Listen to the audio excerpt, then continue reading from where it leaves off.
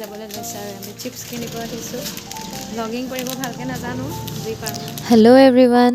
আমি এয়া বছৰটোৰ প্ৰথম পিকনিকলৈ বুলি আজি যাবলৈ ওলাইছোঁ আৰু আমি যাম অৰুণাচলৰ মিয়াও নামৰ ঠাইত পিকনিকৰ কাৰণে আজি 18 তাৰিখ আৰু বাছখন প্ৰায় 10:30 মান বজাত আহি আমাৰ ঘৰৰ ওচৰ পালেহি এয়া আমি বাছত উঠি ল'লোঁ দেই আৰু সকলোৱে নিজৰ নিজৰ ছিটত বহি ল'লে প্ৰায় 11 মান বজাত আমাৰ যাত্ৰা আৰম্ভ হ'ল যিহেতু আমি ৰাতি গৈছিলোঁ সকলোবিলাক শুয়ে গৈছে পুৱা 5 বজাতে আমি অৰুণাচলৰ নামচিক চেকপোষ্ট পালোগৈ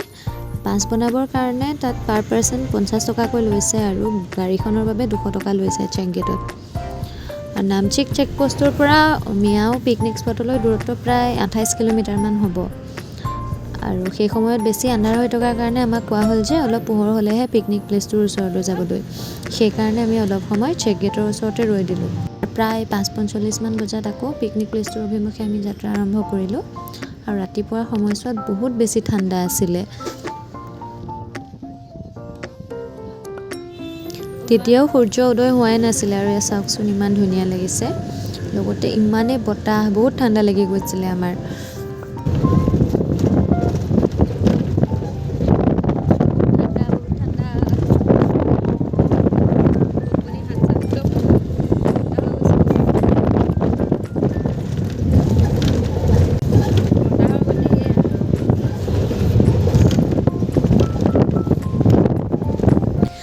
এয়া আহি আমাৰ বাছখন এঠাইত ৰখালেহি আৰু তাৰ ওচৰতে এখন স্কুল আছিলে স্কুলখনৰ নামটো আছিলে PM শ্ৰী কেন্দ্ৰীয় বিদ্যালয় মিয়াও আৰু পাছত গুগল চাৰ্চ কৰি গম পালোঁ যে এইখন স্কুল প্ৰধানমন্ত্ৰীয়ে উলিওৱা এক আঁচনিৰ অধীনত আৰু যাৰ ফুল ফৰ্মটো হৈছে প্ৰধানমন্ত্ৰী স্কুল ফৰ ৰাইজিং ইণ্ডিয়া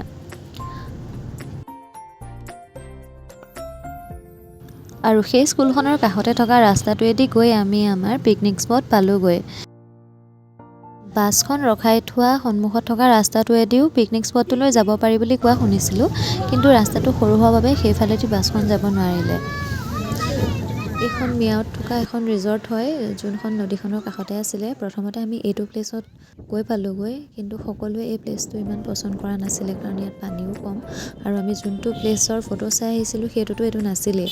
তাৰপিছত মেপ চাই আমি গম পালোঁ যে আমি ৰৈ থকাৰ অপজিট ছাইডত পিকনিক প্লেচটো আছে আৰু সেই ঠাইখিনি আকৌ আমি চবেই বাছেৰে পাৰ হৈ গৈ মেইন পিকনিক প্লেচটো পালোঁগৈ আৰু প্লেচটো চাবচোন কি ধুনীয়া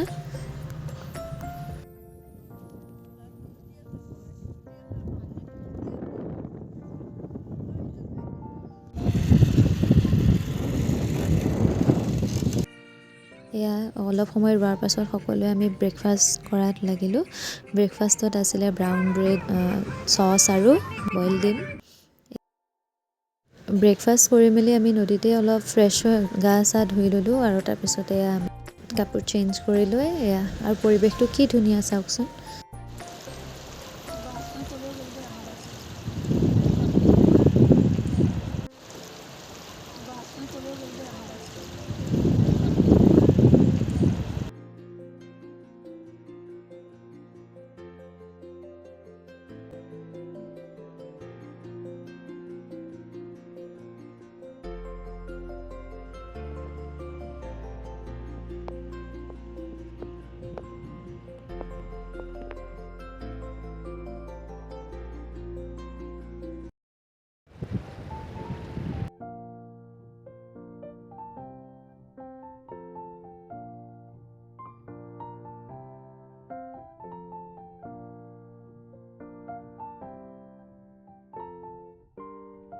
আৰু আমি নাৱত উঠি নদীখনৰ ইটো পাৰলৈ যাবলৈ ওলাইছোঁ গোটেইখিনি এতিয়া নদীখনৰ পানীখিনি ইমানেই চাফা আছিলে দেখিয়ে ভাল লাগি গৈছিলে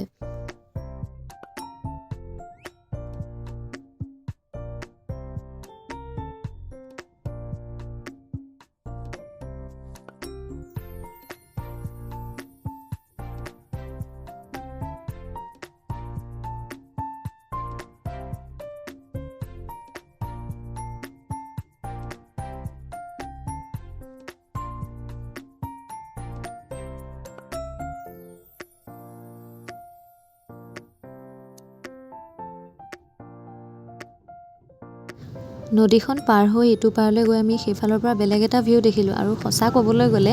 আমি থকা পাৰতকৈ ইটো পাৰৰ ভিউটো বহুত বেছি ধুনীয়া আছিলে।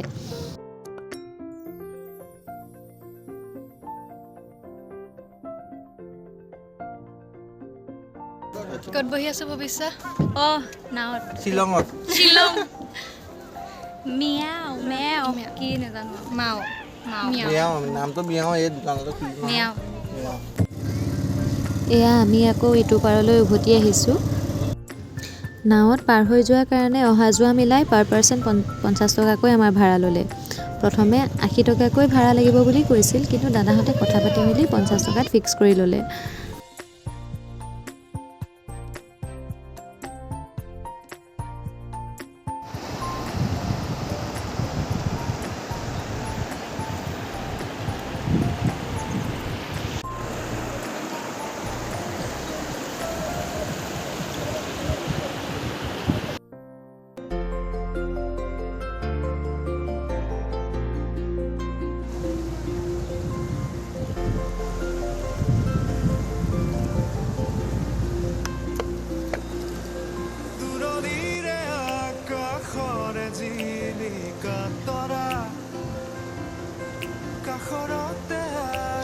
আমি অলপ ফটো তুলিবলৈ আগবাঢ়ি গ'লোঁ আৰু ফটো তুলি আহি এয়া দেখিছোঁ আমাৰ খানা বনাই আজৰি। এতিয়া খোৱাৰহে কথা আৰু,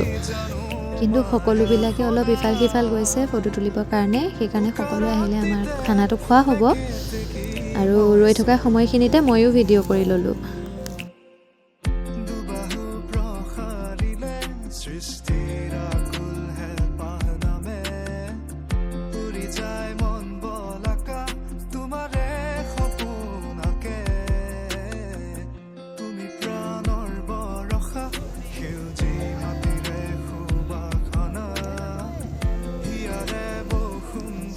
ৰাতিপুৱা সময়ত যিমান ঠাণ্ডা বতাহ মাৰিছিলে, দুপৰীয়া সময়লৈ বহুত বেছি চোকা ৰ'দ দিলে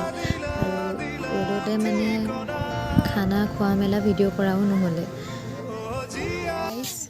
এতিয়া আমাৰ যাবৰ সময় হ'ল, আমি খানা খালোঁ বলোঁ, উঠিলোঁ গাড়ীত যাবলৈ। তাৰপিছত হেৰি হ'ল, ৰখি আছোঁ যাবলৈ আৰু কিছুমানে খাই আছে, খাই হোৱাৰ পাছতে আৰু গাড়ী চলিব, তাৰপিছত আমি যাম। কিন্তু আমি এঘুমতি শুই ল'লোঁ আৰু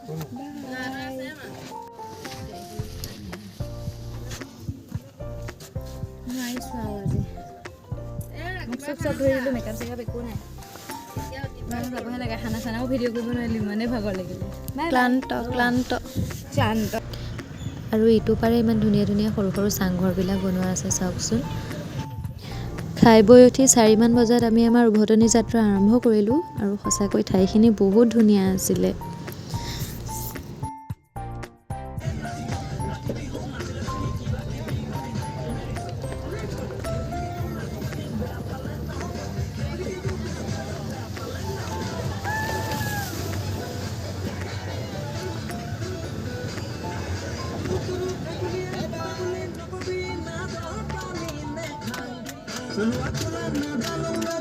আহি আমি মৰাণ পালোহি আৰু সকলোৱে মৰাণত অলপ সময় ৰৈ ফ্ৰেছ হৈ ল'লে আৰু প্ৰায় এঘণ্টামান সময় মৰাণত ৰোৱা হ'ল। ভাবিছিলোঁ ৰাতিৰ সময়ত বেছি গধুৰ একো নাখাওঁ, সেইকাৰণে কফি আৰু চেণ্ডউইচ অৰ্ডাৰ কৰিছিলোঁ, কিন্তু কফি খাই পেট নভৰিলে, আকৌ বাহিৰত আহি ফ্ৰাইড ৰাইচ খাবলৈ বুলি কিনি ল'লোঁ আৰু এনেকৈ